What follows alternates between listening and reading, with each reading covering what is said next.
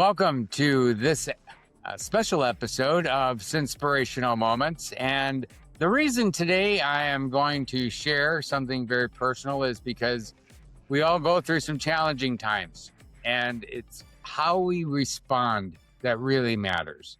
I found out yesterday at 10 a.m. That I lost my job. And you know what?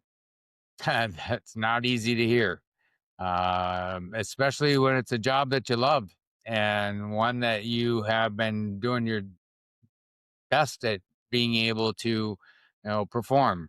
But sometimes life has a way of getting in the way. And unfortunately, as many men out there or many women, I'm sure, can attest that when you go through divorce, life gets really, really messy. And unfortunately, it can also cause a lot of distractions. My attorney actually shared with me about 8 to 9 out of 10 people that he works with going through a divorce, especially if it becomes contentious or lengthy. Um, Sadly, like mine has become, uh, those guys tend to lose their jobs. So now I'm in a different world, different situation. But you know what? As soon as I got done with that phone call, I still had joy in my heart. I still have optimism, and I still have a drive to keep moving forward and doing what my ultimate purpose is, which is helping to build God's kingdom. But at the same time, I know I'm going to be okay. I know that I will be able to continue to provide for my children, and they will be okay. We are fortunate in our country that we have way more than we really need. I find that as I go through things and try to reduce stuff in my life, that I'm like, why do I need all this? I was just looking through coats, and it's getting cold out.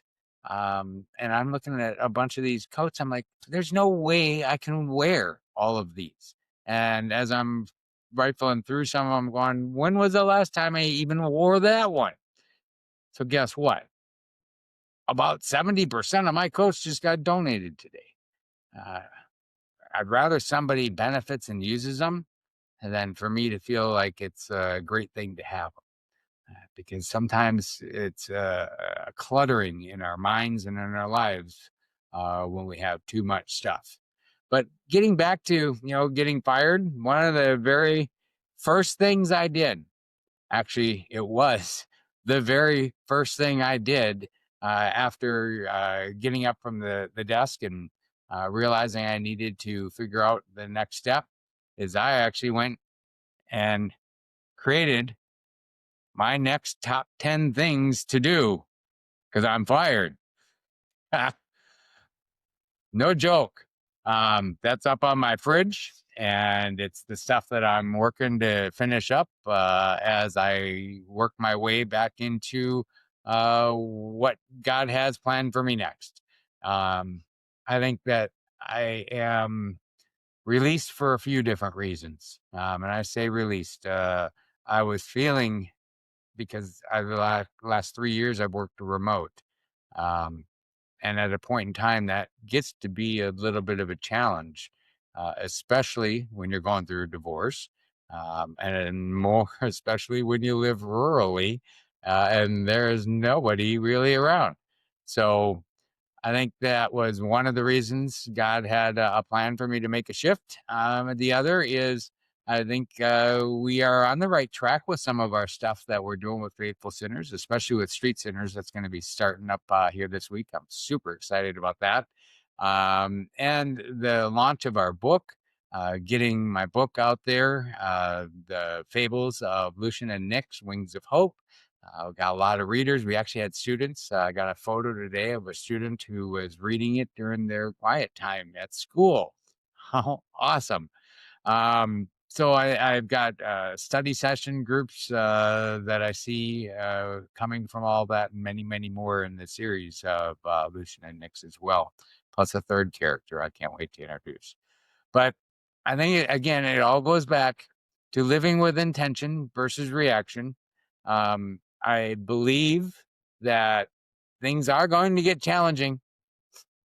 I don't doubt it. I know I'm going to have some hard times ahead. That's just a reality. But I'll get through it and life will move forward. And as long as I can be joyful in my heart and not give up, be willing to dust myself off, I can continue to win and succeed. And so can you. So when you have those challenges, relax, pray, and have some faith and trust. And if you're really a follower of Faithful Sinners and what we're all about here, start sinning, share and inspire and navigate. Make sure you've got people that you're communicating with, get involved with your community, because the more we can, share and be communicating our challenges and our hurts and our pains, the easier it is for us to get through it. So if you've enjoyed this episode, please, before this episode ends, like us, follow us on your favorite social media, podcast station, so we can all sin better together.